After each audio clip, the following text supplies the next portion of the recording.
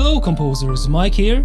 Would you like to tap in the tempo exactly how you feel it in here instead of writing in a cold number with your computer mouse or keyboard? Let me show you how right now.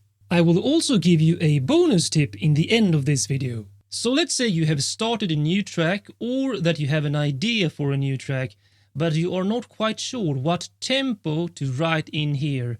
The default is 120 and we can listen to this now.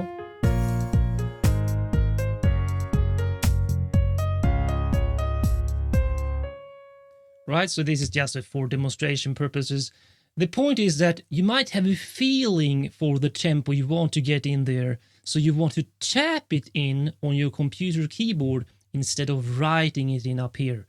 So this is actually quite a hidden feature in Logic Pro X, but I will show you how to do it right now. So the first thing is you actually need to create a key command for it, which is not on by default. So go up to the menu, key commands, edit, or you can use the option K to get into the key command editor. Then search for tap tempo, and here you will find it, global commands tap tempo.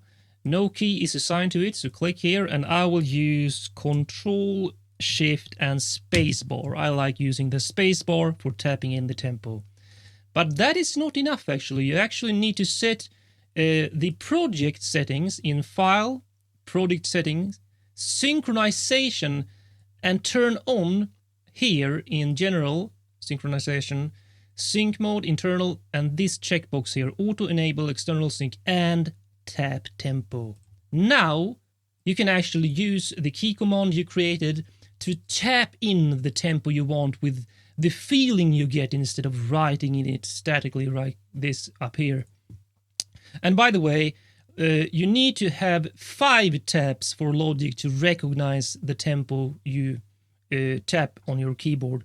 So let me do that right now. I'm holding Control, Shift, and now I will tap my spacebar with the tempo I want 5 times.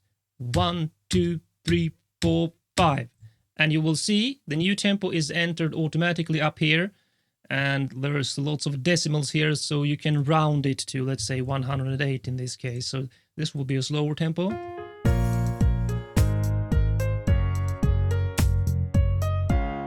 Alright, so that's how we use tap tempo in Logic Pro X. Now here's my bonus tip for you. Sometimes you will find that you have recorded an audio file, and when you change the tempo, it goes from being in sync with the rest of your track to, if I take this to 150, you can see it doesn't stretch the audio when you change the tempo. So now that is out of time. So before you do the tempo change with tap tempo or up here, go into the region inspector by first clicking this. Then up here, you need to click flex and follow, which is off now. Turn it to on. And now if I tap a tempo, 1, 2, 3, 4, 5. You can see I got a super fast tempo and it will sound pretty crap. Well, it sounded pretty good actually. I wasn't prepared for that. In any case, it actually stretched the audio so it is still in perfect sync with the rest of your track. Normally, super big changes in the tempo like this will sound pretty bad from the time stretching algorithm on audio files, but well, you might get away with it. Check out my complete video series on Logic Pro X tutorials and tips here on my channel. Learn and master Logic Pro X to boost your music composition and production workflow.